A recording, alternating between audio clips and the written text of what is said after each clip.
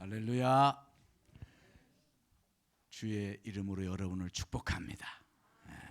오늘 모두가 다 오늘 주님의 큰 은혜의 축복을 풍성히 받으시는 하루가 되기를 바랍니다.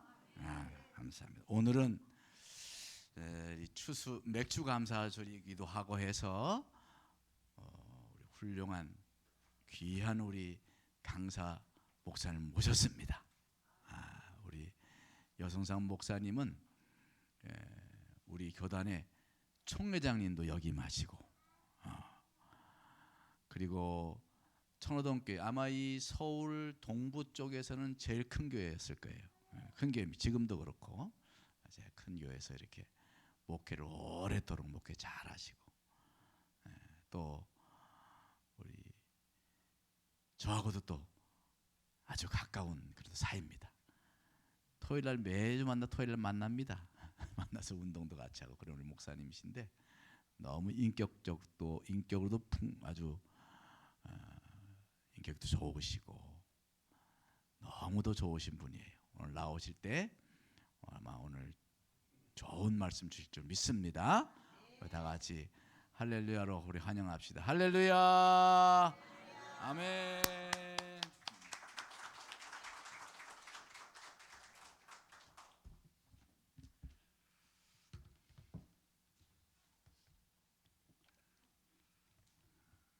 지금 소개받은 여성삼 목사입니다. 교회는 천호동교회에서 목회를 했고, 경기도 곤지암에 가면 우리 교회에 실촌 수양관이라고 하는 수양관이 있습니다. 여존대 회원들은 전국 수련회를 아마 여러 번 오셨을 테고, 또 권사님들도 전국 권사의 수련회에 그러면 실촌 수양관에서 여러 번 수양회를 했습니다. 그래서 와본 적이 있을 겁니다. 저는 자녀는 둘인데 아내는 하나입니다. 그 두 자녀가 결혼해서 손주가 지금 6명이 됐습니다. 딸이 4을 낳고 아들이 2을 낳아서 손주가 6 됐고요. 맥주감사 주일이기는 하지만은 주일날 낮 예배에 이렇게 초청해 주신 것 대단히 감사를 드립니다.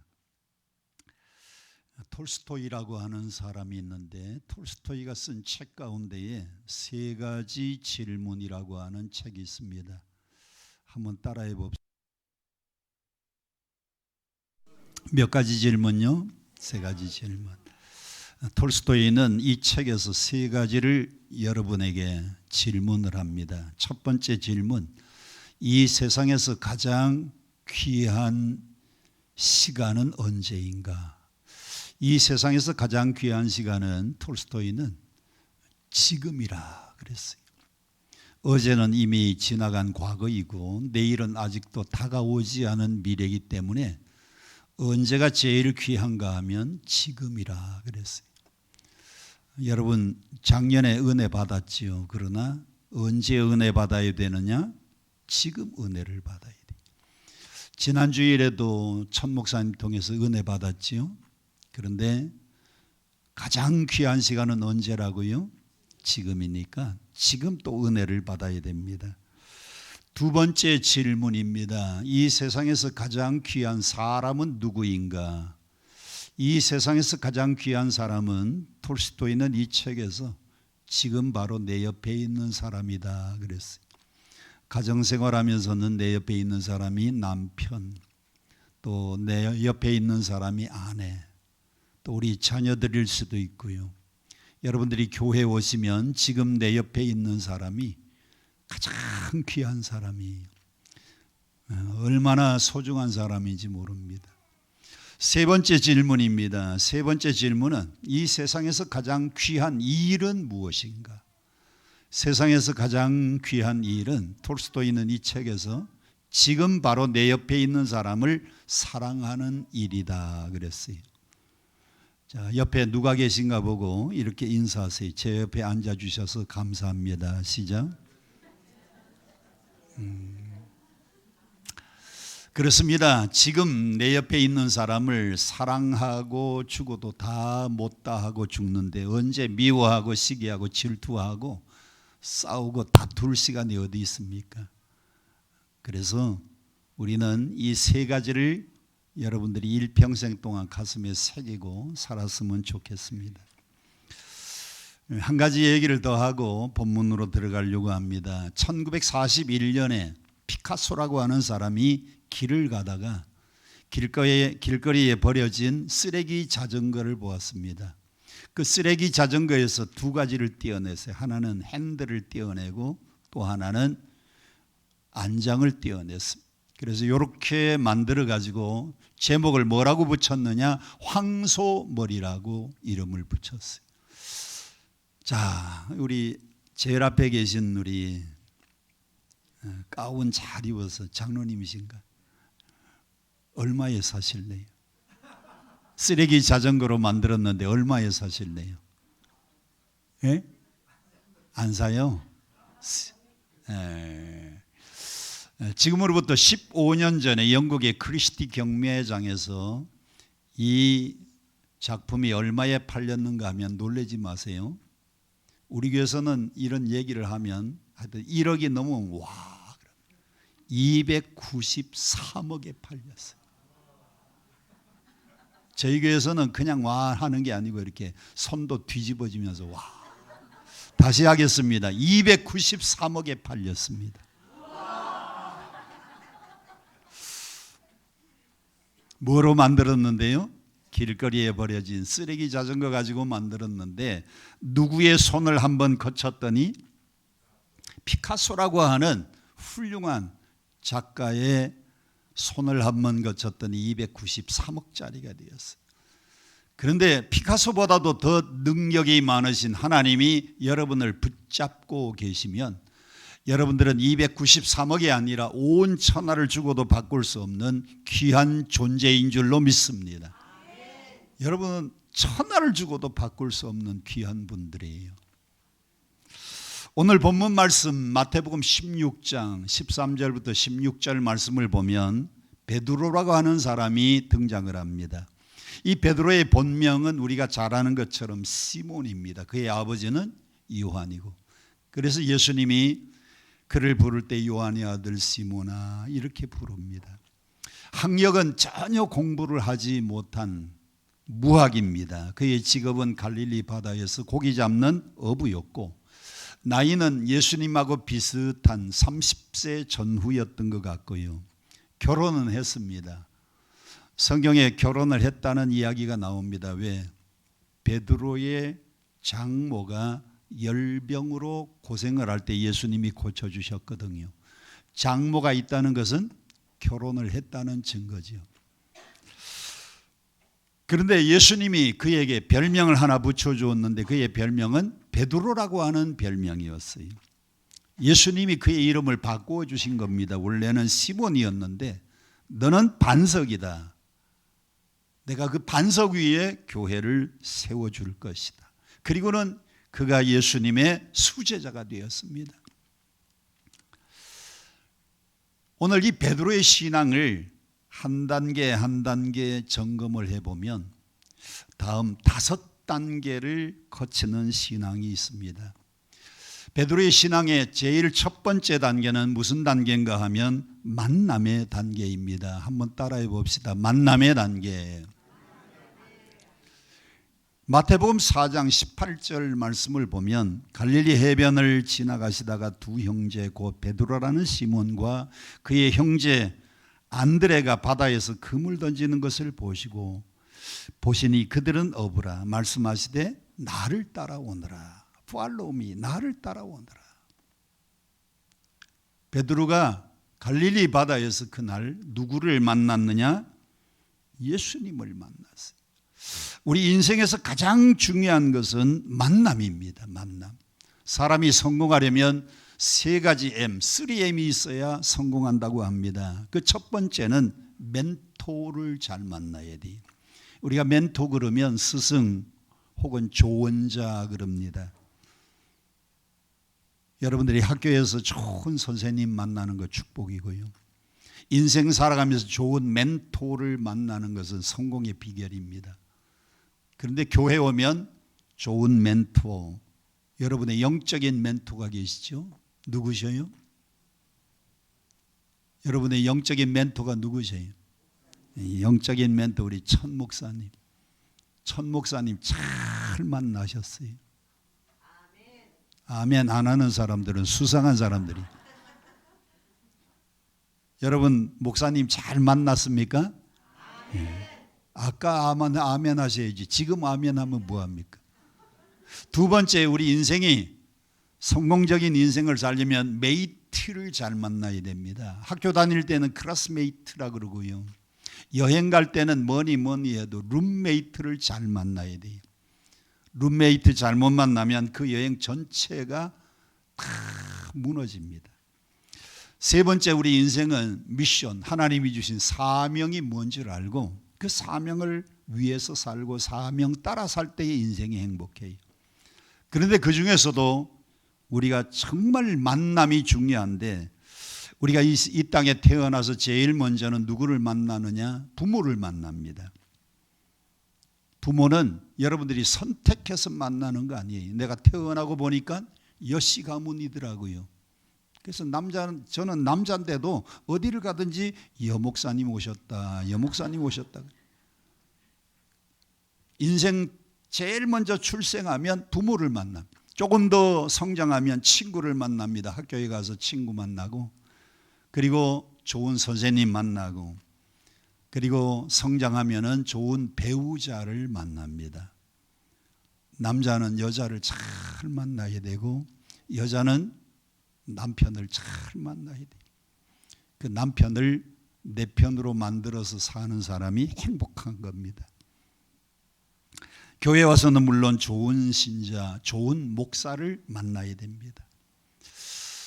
다음 그림을 보시면 여러분 이 사람이 누군지 알 겁니다. 저기 안겨있는 선수는 박지성이라고 하는 축구선수입니다.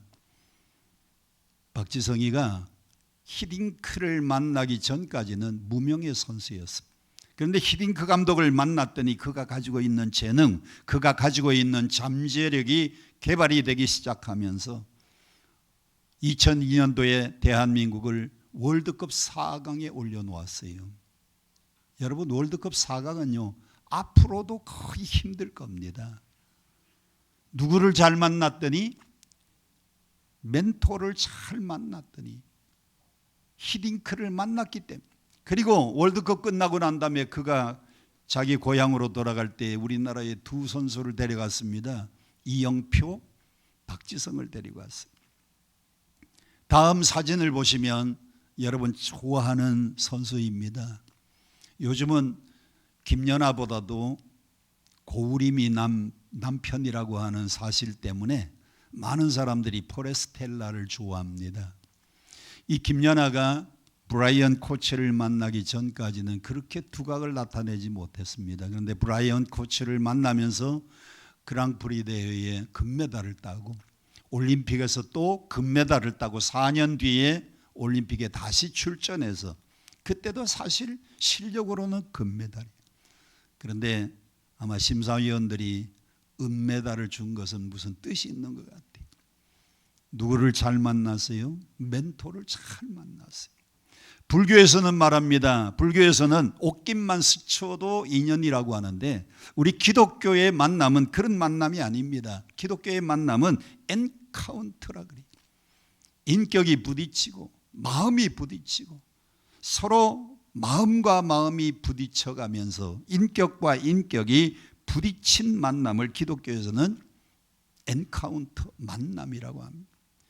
갈릴리 해변에서 예수를 만난 이 베드로가 베드로의 인격과 예수님의 인격, 베드로의 삶의 전부가 예수님을 통해서 인격적으로 만났어요. 그래서 그가 마침내 예수의 수제자가 될 수가 있었습니다. 마태복음 4장 19절입니다. 말씀하시되 나를 따라오라 내가 너희를 사람 낚는 어부가 되게 하리라 하시니 20절 다 같이 함께 봉독합니다. 시작.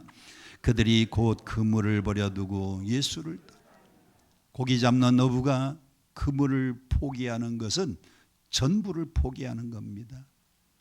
마태복음에는 그물을 버렸다고 되어 있지만 다른 복음서에는 배를 버리고 부친을 버리고 예수를 따랐어요. 자기의 전 재산을 다 포기하고 예수님을 인격적으로 따르기로 결정한 겁니다. 베드로의 결단 가운데 하나님이 베드로에게 3가지 축복, 3가지 약속을 주셨어요. 첫째는 천국 열쇠를 주십니다. 너는 베드로다. 내가 천국 열쇠를 내게 주노니 무엇이든지 땅에서 매면 하늘에서도 매이고 무엇이든지 땅에서 풀면 하늘에서도 풀리리라. 그리고 예수님의 수제자가 되고 오늘날에도 베드로를 기념하는 베드로 성당, 베드로 기념교회가 남아있어요. 여기 그림을 보세요. 베드로 성당의 앞에 있는 광장을 보면 무슨 모양입니까? 열쇠 모양입니다. 그 열쇠 모양은 기둥이 몇 개인가 하면 284개의 기둥으로 세워진 천국 열쇠를 상징하는 광장입니다. 베드로의 신앙의 첫 단계는 예수 만나는 단계. 여러분, 예수님을 인격적으로 만났습니까? 정말 예수님을 인격적으로 만났습니까? 예수를 만나지 못하고 집사가 되고 권사가 되고 장로가 되고 더 나아가서는 목사가 되면 정말 그 사람 때문에 복음이 가리워집니다. 신앙의 첫 단계는 예수 만나는 단계예요. 저는 오늘 산곡교회의 모든 성도들이 예수님을 인격적으로 만나기를 축복합니다. 두 번째 신앙의 단계는 고백의 단계입니다. 한번 따라합시다. 고백의 단계. 만난 후에는 뭐가 있어야 되느냐? 고백이 있어야 됩니다. 저도 인하공대 2학년 다닐 때에 인천 동인천에서 미스 킴을 만났어요. 미스 킴을 만나가지고 제가 고백을 했습니다. 내가 당신을 좋아합니다. 내가 당신을 사랑합니다 하고 고백을 했더니 결혼이 이루어졌어요. 고백하지 않으면 사랑이 아닙니다. 고백을 해야 이루어져요. 13절 말씀을 보니까 예수께서 가르치사라 빌립보 지방에 이르러 제자들에게 물어 이르시되 사람들이 인자를 누구로 아느냐? 그때에 대답합니다. 어떤 이는 세례요한, 어떤 이는 엘리야, 어떤 이는 예레미야, 어떤 사람은 선지자 중에 하나라고 합니다. 15절 너희는 나를 누구로 아느냐? 16절 다 같이 시작. 시몬 베드로가 대답하여 이르되 주는 그리스도시요 살아계신 하나님의 아들입니다. 베드로가 예수님을 2가지로 고백합니다. 베드로의 고백을 집약하면 첫째는 주라고 고백을 해요. 이 주라고 하는 단어는 구약은 히브리어, 신약은 헬라어로 기록되어 있는데 이 헬라어의 주는 큐리오스라는 단어입니다. 그 앞에 정관사 THE를 붙이면 호큐리오스. 이건 누가 쓰는 단어인가 하면 노예들이 자기의 상전을 부를 때 쓰는 단어입니다. 베드로가 예수님을 큐리오스라고 고백한 것은 당신은 나의 주인이십니다. 나는 당신 앞에 아무 결정권이 없는 종과 같습니다. 노예와 같습니다. 베드로의 신앙 고백이 어마어마한 고백이. 여러분들이 인생 살아가면서 인생의 모든 결정권을 누가 행사하고 있습니까? 이사를 한다, 사업을 시작한다, 여러분의 인생의 모든 중요한 문제를 결정할 때에 그 결정권이 나에게 있습니까? 아니면은 주님께 있습니까? 뭘 하든지 주님께 물어보고 주님이 하라고 하는 대로 결정하시기를 축복합니다. 두 번째는 살아계신 하나님의 아들로 고백했어요. 살아계신 하나님의 아들 아도나이라고 고백합니다. 이 아도나이는 구약 성경에 엘샤다이 창세기 15장 1절의 말씀하고 똑같아요. 창세기 15장 1절 하나님이 아브라함에게 나타나서 아브라함아 나는 전능한 하나님이다. 그때에 그 전능한 하나님 엘샤다이. 베드로는 예수님을 살아계신 하나님의 아들로 고백했어요. 여러분도 정말 그리스도를 살아계신 하나님의 아들로 믿고 따르고 있습니까? 이 베드로의 신앙 고백을 능가하는 신앙 고백이 아직까지 없습니다. 기독교 2000년 역사 가운데 베드로의 신앙 고백이 가장 위대한 신앙 고백이에요. 오늘도 여러분들이 예배 시작할 때에 사도신경으로 신앙 고백을 했는데 베드로의 신앙 고백이 그 안에 포함이 되어 있어요. 다 같이 한번 따라합시다. 당신은 나의 주인이십니다. 또 따라합시다. 당신은 살아계신 하나님의 아들입니다. 베드로의 신앙의 두 번째는 고백의 단계, 예수님을 구주로 고백한 단계가 있었어요. 세 번째 단계입니다. 그렇게 예수님을 고백했던 이 베드로도 한때 예수를 부인하는 단계가 있었어요. 뭐 하는 단계? 부인하는 단계. 수제자가 되어서 3년 동안 예수님과 동고동락에 했습니다. 그런데 예수님을 3번이나 부인합니다. 마태복음 26장 69절, 베드로가 바깥들에 앉았더니 한 요정이 나와 이르되 너도 갈릴리 사람 예수와 함께 있었도다 하거든. 70절, 노란 글씨만 보세요. 나는 네가 무슨 말을 하는지 알지 못한다 그랬어요. 71절, 문 앞에까지 가니 다른 요정이 그를 보고 거기 있는 사람들에게 말하되 이 사람은 나사렛 예수와 함께 있었도다 하며 72절, 노란 글씨, 이번에는 부인하여 이르되 나는 그 사람을 알지 못한다. 그 사람이 누구예요? 예수님. 마지막 세 번째, 조금 후에 곁에 섰던 사람들이 나와 베드로에게 이르되 너도 진실로 그 도당이라. 네 말소리가 너를 표명한다. 베드로는 갈릴리 사람입니다. 갈릴리 사람은 갈릴리 사투리를 쓰는 거예요.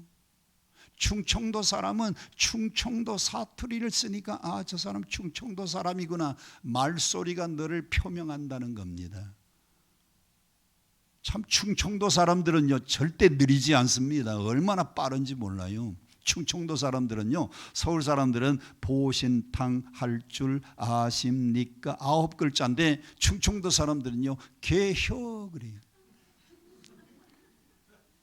그럼 서울 사람들은 보신탕 할 줄 압니다 8글자로 대답해야 되는데 충청도 사람들은요 혀 그래요. 그가 갈릴리 사람이니까 갈릴리 사투리를 썼던 겁니다. 그런데 74절을 보세요. 그가 저주하며 맹세하여 얘기를 나는 그 사람을 알지 못한다.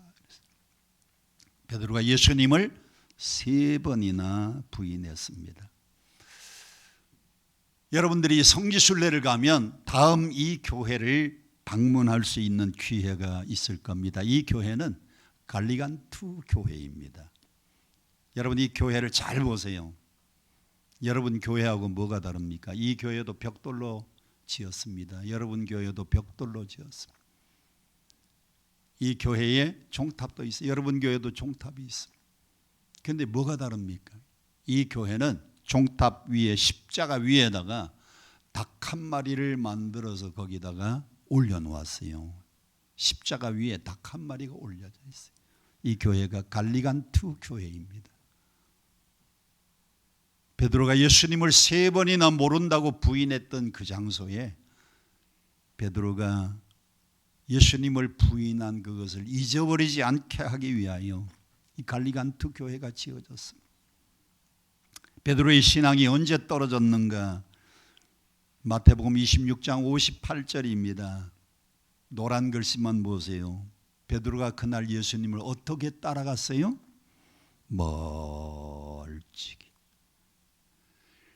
베드로는 언제나 예수님 가까이 있었습니다. 예수님이 변화산에 올라갈 때도 베드로와 야고보와 요한을 데리고 올라갑니다. 다른 제자들은 안 데리고 가도 가장 가까이 베드로는 언제나 예수님 곁에 있었어요. 그런데 그날 로마 병정들이 와서 예수님을 체포해 가니까 예수님을 어떻게 따라요? 멀찍이. 여러분 멀찍이가 뭡니까?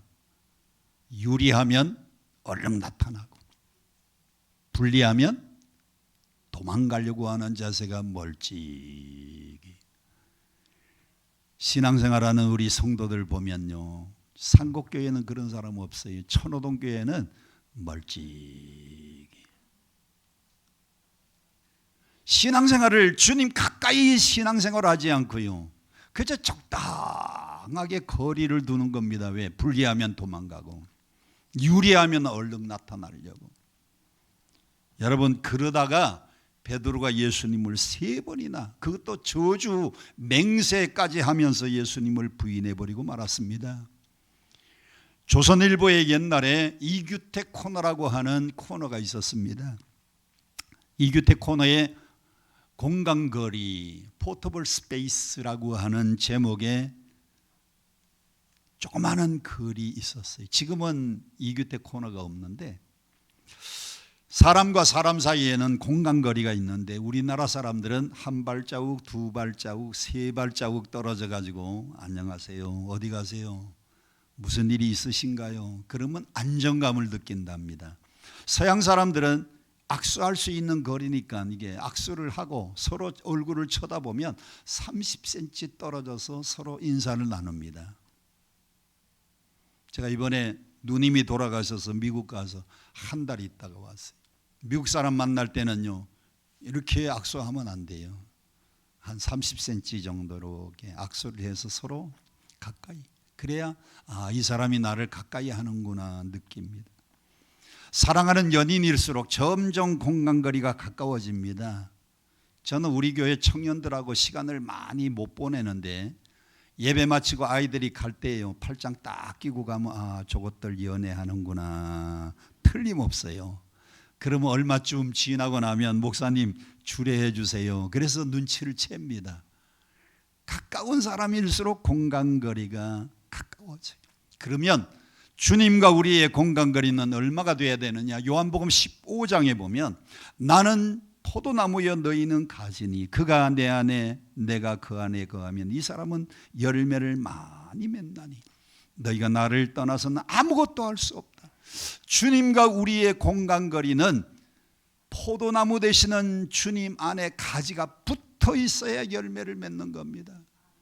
0.1mm라도 떨어지면 열매를 맺지 못합니다. 여러분들은 예수님하고 언제나 딱 붙어서 살아야 돼요. 두 손을 한번 펴보세요. 예수님께 딱 붙어 있자. 시작. 예수님하고 공간거리가 떨어지면 안 됩니다. 주님 안에 꼭 붙어 있기를 축복합니다. 베드로의 신앙의 4번째 단계, 한때는 예수님을 모른다고 부인했던 그가 저 갈릴리 바다에 고기 잡으러 갔더니 다른 제자들이 따라갑니다. 그래서 7명의 제자들이 디베라 바다, 다른 말로 갈릴리 바다에서 고기를 잡는데, 맞다고요. 이 전화가 또 왔네요. 제가 이걸 또 오늘 실수했네요. 다른 데는 실수를 안 하는데, 갈릴리 바다에서 예수님이, 부활하신 예수님이 나타났어요. 얘들아, 너에게 고기가 있느냐? 없나이다. 오른편에 그물을 던져라. 가득히 찬 큰 고기 153마리가 잡혔습니다. 18절 말씀을 보면 내가 진실로 진실로 내게 이르노니 내가 젊어서는 스스로 띠띠고 원하는 곳으로 다녔거니와 늙어서는 내 팔을 벌리리니 남이 내게 띠띠우고 원치 않는 곳으로 데려간다. 그랬어요. 원치 않는 곳. 여러분, 그 원치 않는 곳으로 데려가는 것이 순교의 예고였습니다. 베드로의 신앙의 마지막은 순교하는 신앙이 있었어요. 한때 예수님을 모른다고 부인했지만 여러분들도 환경이 안 좋아지면, 조건이 안 좋아지면, 여건이 안 좋아지면 멀리 할 수 있어요. 그러나 그 단계를 넘어서면은 베드로가 순교할 수 있는 단계까지 올라가는 겁니다. 젊어서는 마음대로 다녔지만 늙어서는 남들이 팔을 띠띠우고 원치 않은 곳으로 끌고 간다 그랬어요. 로마라고 하는 이 도시는 원래 7의 언덕으로 이루어진 도시입니다. 그 7으로 언덕 이루어진 도시에 제자들이 말합니다. 베드로 선생님, 로마의 박해가 이렇게 심하니까 선생님만큼은 도망가십시오. 그래야 복음을 전할 수 있지 않습니까? 베드로도 가만히 생각해 보니까 로마의 박해가 너무 심해요. 그래서 7의 언덕으로 이루어진 이 로마 마지막 언덕을 넘어서 탈출을 하는데 저 반대편에서 빛보다도 더 강한 빛이 베드로를 향하여 달려오고 있는 겁니다.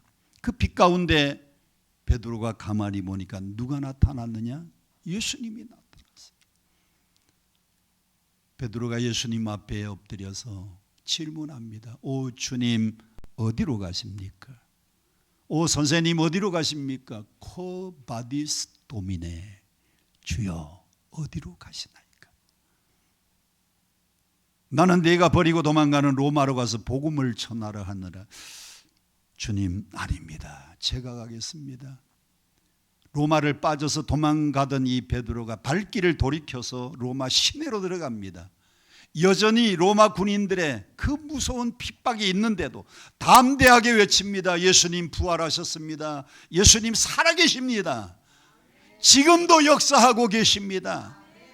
베드로는 담대하게 로마에서 복음을 증거하다가 로마 군인들에게 체포되었어요. 로마 군인들이 그를 체포하고 보니까 수제자입니다. 한때 붙잡을 수 있었는데 놓쳤던 미꾸라지같이 도망갔던 그 베드로를 드디어 붙잡은 겁니다. 베드로가 십자가에 처형을 당해 죽을 수밖에 없는 그때인데 베드로가 이렇게 요청합니다. 나는 예수님을 3번이나 모른다고 부인했으니 십자가에 예수님과 같이 바로 달릴 수 없습니다. 나를 십자가에 거꾸로 못 박아달라고.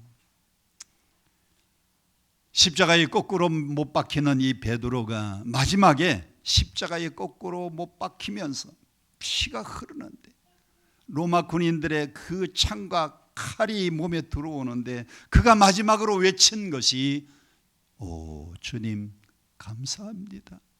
십자가에 거꾸로 십자가에 달려 돌아갈 수 있는 것이 얼마나 감사한지. 여러분 신앙의 마지막은요, 살았을 때는 감사의 신앙이 최고의 신앙이에요. 죽어서는 순교가 제일 마지막의 신앙의 단계라고 하면 살아있을 때는요 감사할 줄 아는 사람이 최고의 신앙입니다. 베드로는 십자가에 거꾸로 못 박히면서도 감사 기도를 드리고 하나님께 영광을 돌렸답니다.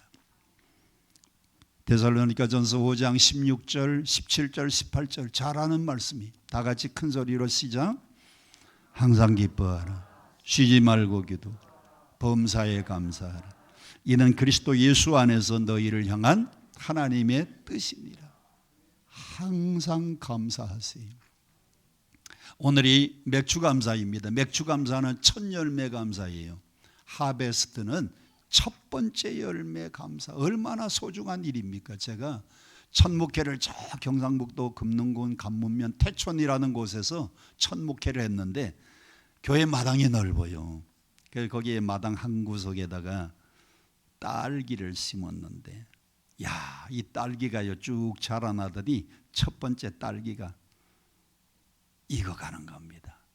제일 첫 번째 딸기가 이제 색깔이 변해가지고 빨갛게 되는데 이거 첫 번째 달리니까 누가 애들이 와가지고 따먹을까 봐요. 첫 번째는 애들이 와서 교회 마당에서 놀면 저리 가, 그 딸기 첫 열매 지키려고. 그래서 그걸 따가지고 우리 집 사람이 첫 아이를 임신했을 때인데 맛있게 나눠 먹었어요. 나중에 끝물쯤 되니까 애들이 와서 뭐 교회 마당에서 놀든지 말든지 끝물은 그냥 누가 따먹어도 상관도 안 해서 첫 열매는 소중히. 오늘이 첫 열매에 대한 감사입니다. 신앙은 죽어서는 순교가 최고의 신앙의 최고봉이라고 하면 살아있을 때는 늘 감사, 그것도 범사에 감사할 수 있는 신앙이 최고의 신앙이에요. 우리 산곡교회 성도님들은 언제나 감사할 수 있기를 바랍니다. 좋은 일에도 감사, 역경과 고난에도 감사. 우리 함께 찬양 부르고 기도하는 시간 갖겠습니다. 날 구원하신 주 감사, 모든 것 주심 감사, 지난 추억이 내 감사. 함께 찬양하겠습니다.